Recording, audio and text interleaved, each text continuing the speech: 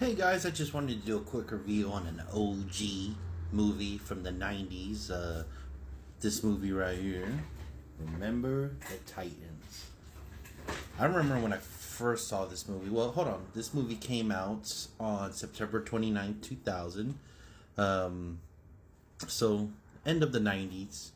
But I think the 90s went into the 2000s, I'd say about to 2010, and that's when things kind of start doing its own thing. So, but it was directed by Boaz Yankin, starring, of course, Denzel Washington, one of the greatest actors of our time, Will Patton, Donald Faison, Wood Harris, Ryan Hirsch, and a whole list of other characters. Ryan Gosling was in here. Kate Bosworth was in here.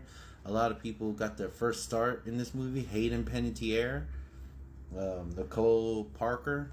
So there's a lot of actors who gone to do other things that were in this movie.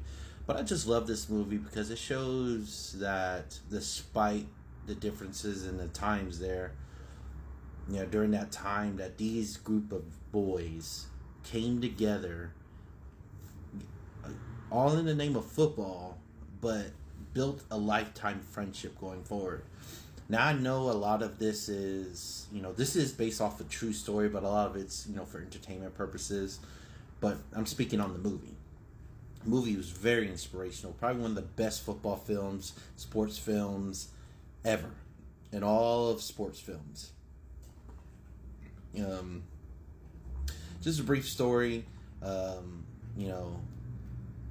This movie's about a school, T.C. Williams, that integrated black students with white students and became T.C. Williams. The school was named something else. So there was no more segregation or anything. So, if you're going to play on the football team, now you got to bring the black students with the white students together. Was there? I don't think there are any Hispanics in this movie at all. My minority. What's going on here? No representation from the Hispanic community. Anyways, so pretty much, they bring Coach Boone in as a head coach. Previously, Bill Yost was the coach of, this school. But they brought him in, and they pretty much said, hey, if you want to keep your job, you can't lose. Or we're going to give it back to the white guy. So, they didn't lose. Coach Boone was hard-nosed coach, but at times he had to be. You're dealing with so many different personalities. You're dealing with racism. You're dealing with people who hate, the color of other people's skins. And at the end of the day, he brought this team together. And, they played against other white schools. And, probably from what I saw in the movie, the only school that had black students in their football program. But man, I just remember seeing this as a kid. I probably was a teenager at that point. Maybe 2000. No, I was like 10. So yeah, I was still a kid. But I don't know. This movie hits you in every emotion that you have: sadness, happiness. Like, you're happy when they won the state championships. You're sad when Gary Bertier gets hit by the car and is paralyzed. You're happy when Julius and Gary finally get together. You're happy when Julius comes over to Gary's Bertier's house to meet his mom and have dinner. And, they start to get close together. And then you see the other team members start to get close together. They had their hiccups and stuff, with the Sunshine trying to bring, some of his black fellow students in to this restaurant. And, the guy there is just racist. You know what I'm saying? But other than that, once they clicked.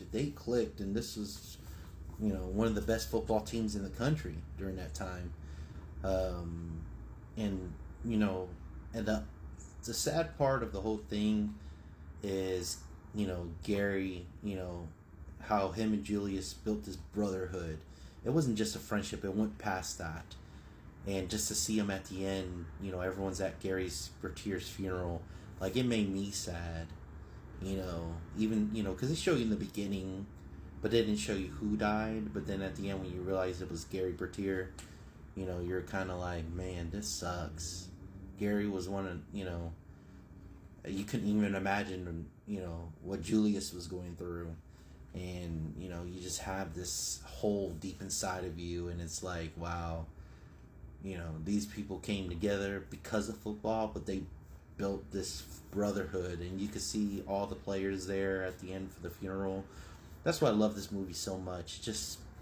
It just was written well, amazing actors, all of them top tier actors, and this movie's always going to get a high rating for me. I will always give this movie a close to a 10 as I can. A 9.8 out of 10. It was a really, really well written movie. Obviously, Denzel Washington does an amazing job being Coach Boone.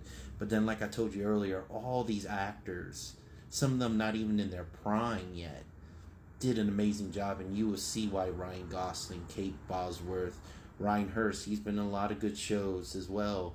Wood Harris, he's been in a lot of good shows as well. Donald Faison, I hope I'm saying that correctly. Will Patton's amazing. Hayden Panettiere, look at how far she came. So this show is really, really cool. I enjoy a show. This movie was really, really awesome. It's more than cool, and I just love it. I can watch this any day of the week and just feel like, man, this is one of the best movies I've ever seen in my life, and I mean that. So this movie gets a 9.8 out of 10. I'm pretty sure a lot of people my age who grew up in the 90s, early 2000s have seen this movie. Tell me what your thoughts on it. Do you love the movie as much as I do? Do you think this is probably one of the best sports films ever made? Do you agree with me? The acting was above par, was amazing. But this is my last review of the day. Guys, see you on Monday. But until next time, peace.